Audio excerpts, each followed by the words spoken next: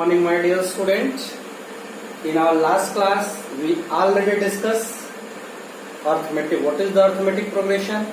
How we can find the nth term of the arithmetic progression? How we can find the nth term from the last of any arithmetic progression? And how we can find the middle term? And how many type of the arithmetic progression? Today we discuss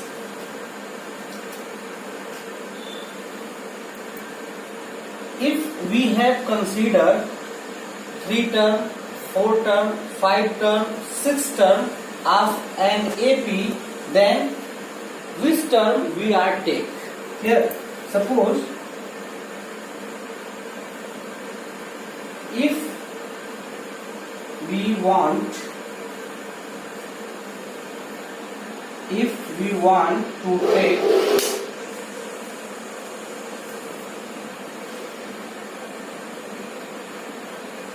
3 term of AP, यदि जो है हम किसी भी कोई AP का 3 term लेना चाहते हैं तो आप वह 3 टर्म कौन कौन सा लोगे? देखिए, तो यह मिडिल टर्म इसमें हो जाएगा ए, और इसके एक पहले ए माइनस बी और इसके एक बाद ए प्लस बी। तो जब कभी भी if you want to take 3 term of an AP, then we take A minus D, A plus B. In the same way, if we want to take 4 term of an AP,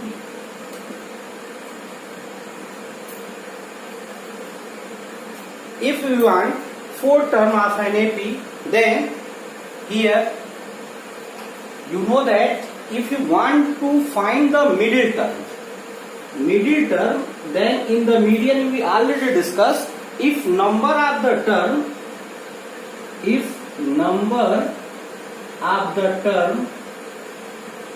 of an AP is odd, ये किसी भी AP में जो number of term है वो odd है, N की value जो है ऑड है, तो मिडिल टर्म उसमें आप कैसे निकालते थे? Middle term will be n plus 1 by 2th term is the middle term. n plus 1 by 2th term is the middle term. In the same way, if n is even, then middle term will be n by 2th term and n by 2 plus 1th term are the middle term. आपको बताया गया था कि जब हम number of term किसी भी AP में नंबर ऑफ टर्म जो है क्या होगा? ऑड होगा, तो उसका मिडिल टर्म आप निकालते थे। n plus 1 by 2th term is the middle term here, and if the number of term is even, then n by 2th term is the middle term and n by 2 plus 1th term is the middle term. इसका मतलब यह हो गया कि जब even का case होता है तो उसमें 2 मिडिल टर्म होता है। ठीक, तो अब यहाँ 4 टर्म इवन है, तो एक मिडिल टर्म हो जाएगा a माइनस डी और दूसरा हो जाएगा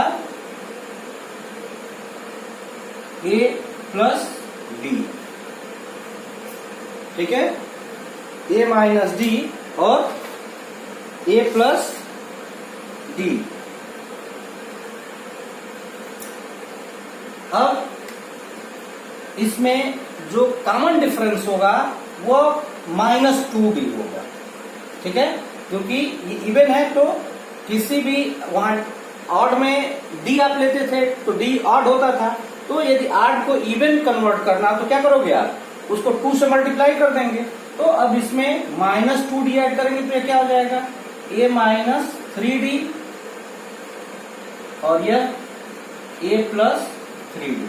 इस तरीके से यदि आपको कोई भी 4 टर्म AP का कंसीडर करना है, if you want to consider 4 term of an AP, then the a minus 4 consecutive term, then a minus 3d, a minus d, a plus d, a plus 3d are in the 4 consecutive term of the an AP.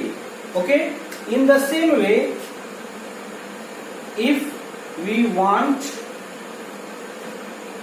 to take 5 consecutive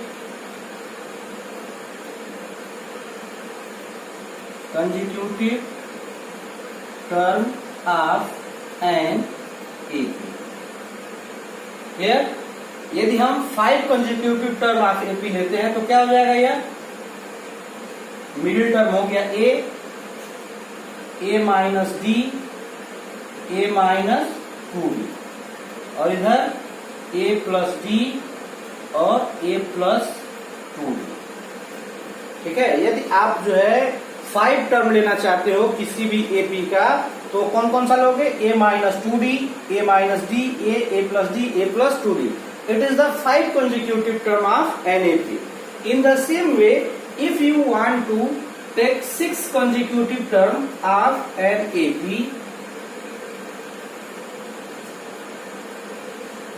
if we want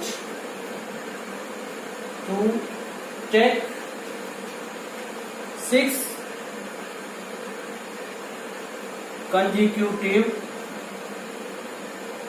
term of an AP, so 6 is the even, that's why middle term is a minus d and a plus d, both are the middle term, and in the case of even d is twice, then it is a minus 3d, a minus 5d, and here a plus 3d, a plus 5d. It means if you want to 6 consecutive term of an AP, then a minus 5d, a minus 3d, a minus d, a plus d, a plus 3d, a plus 5d. Here a is the first term and d is the common difference. Clear? And its application, suppose in any question it is given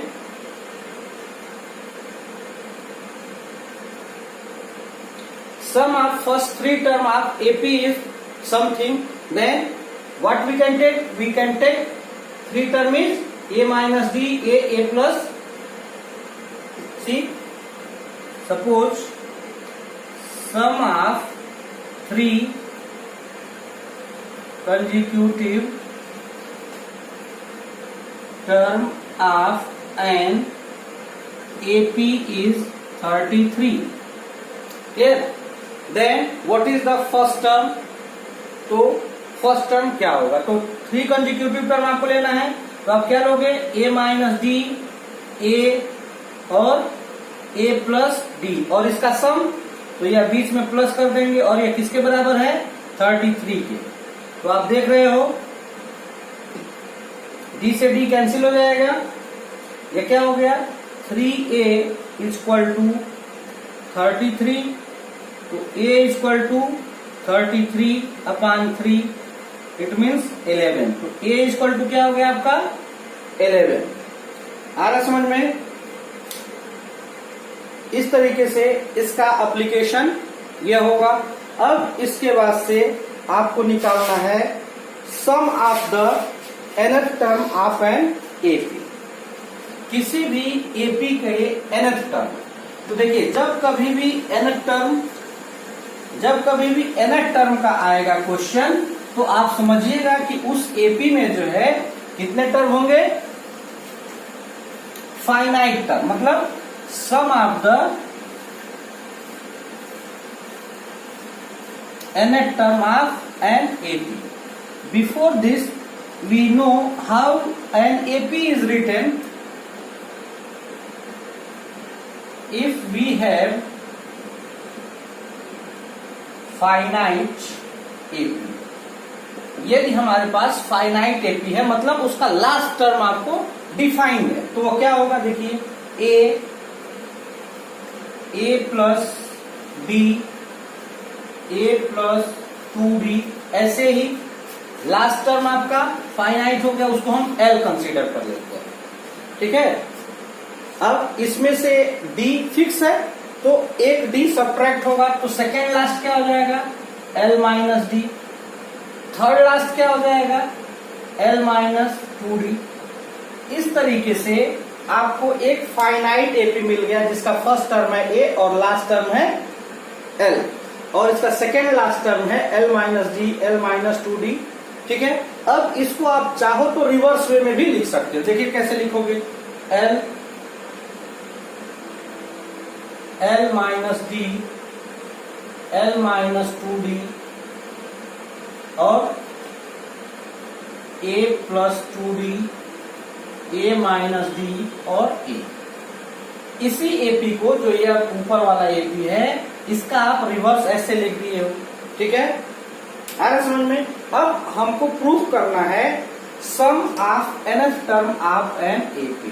some of nth term of an AP. किसी भी AP के nth term का सम हम कैसे निकालेंगे. ठीक है. तो मान लीजिए कि एक एपी है, let an AP which n term are a plus d, a plus 2d. In the same way, l minus 2d, l minus d and l. Clear? And if we want to find their sum, then it is denoted by Sn. Clear? Then here a plus d plus a plus 2d here plus l minus 2d plus l minus d plus l. It's equation 1. Again you know that the same AP is written reverse like this. ऐसे इसी AP को, जिसमें n term है, इसको reverse way में ऐसे लिखा गया है. फिर इसका भी आप सम करोगे तो उस केस में भी क्या होगा, Sn. अब यहाँ l plus l minus d plus l plus 2, l minus 2d plus a plus 2d plus a plus d and plus a. This is the sum of n term and which is written from the last. ये जो आपको लिखा गया है ये last से लिखा गया है.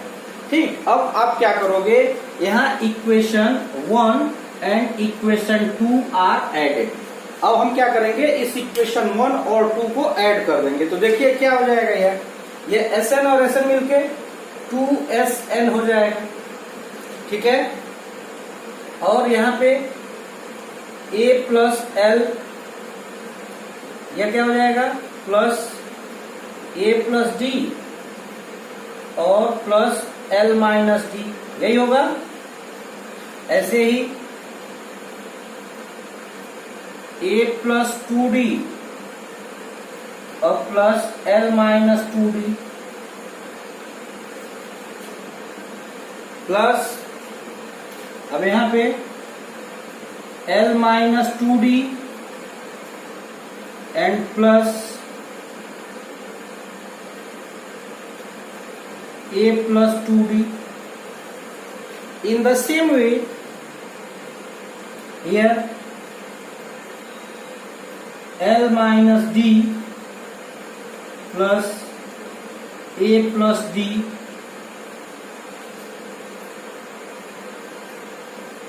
plus L plus A. Clear? Then it is A plus L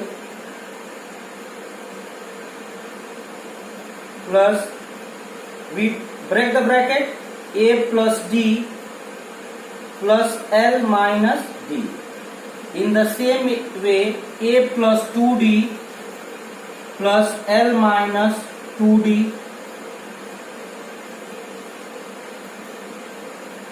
here, L minus 2D plus A plus 2D here, L minus D plus A plus D L plus A up to n times. यह n time का sum है, मतलब इसमें n term है. तो अब यहाँ क्या देखें, d से d कैंसिल हो जाएगा, यहाँ 2d माइनस 2d, यहाँ minus 2d plus 2d minus d और d. तो क्या बच गया आपका a plus l, a plus l, a plus l हर जगह, और यहाँ L plus A are written, A plus L because addition hold the commutative property, L plus A up to n times. यह कितने टाइम्स है, n बार लिखा गया है. तो देखिए n बार तक का सम, उसको n into the same term, जैसे मान लीजिए यह 2 2 2 प्लस 2 प्लस 2 ऐसे लिखा गया, 4 बार लिखा गया है. तो कितना हुआ 8. अब 4 टाइम लिखा गया तो आप इसको 4 इंटू 2 लिख सकते हैं, तो यह 8 हो जाएगा. इसी तरीके से यह n टाइम एक ही टर्म का सम है. तो आप इसको लिख सकते हो n a प्लस l. ठीक है, और यह है 2sn इक्वल टू, अब Sn इक्वल टू क्या हो जाएगा, यह 2 इधर के डिवाइड हो जाएगा, n by 2 a plus l. ठीक है, तो यह हमारा फार्मूला हो गया. यदि हमको फर्स्ट टर्म और लास्ट टर्म किसी भी एपी का दिया हो तो उसका सम. अब मान लीजिए कि हमको कॉमन डिफरेंस दिया हो, तो फिर आप कैसे, मतलब l नहीं दिया हो तो कैसे निकालोगे. अब l के जगह पे क्या, जैसे आपको एक फार्मूला बताया गया था, ये लास्ट टर्म दिया हो तो कैसे निकालते हो. देखिए इसी फार्मूले में यह Sn equal to n by 2 a, और l के जगह पे आप क्या लिख सकते हो, nth टर्म, तो plus a plus n minus 1 into d is the nth term और last term of an AP. अब इस ब्रैकेट को आप ब्रेक कर दोगे तो क्या हो जाएगा, n by 2 a plus a means 2a, और it is n minus 1 into d. Now it is the formula of find the sum of n term of an AP. Okay, now I think everyone able to find how we can find the nth term, sum of nth term of an AP. Clear? In the same way, if you have 3 term, 4 term, 5 term, 6 term of an AP, then which term are considered? Okay, thank you. Then everyone solve exercise 5.3. Clear? And if you have any doubt regarding this, then you can ask me. Okay, thank you.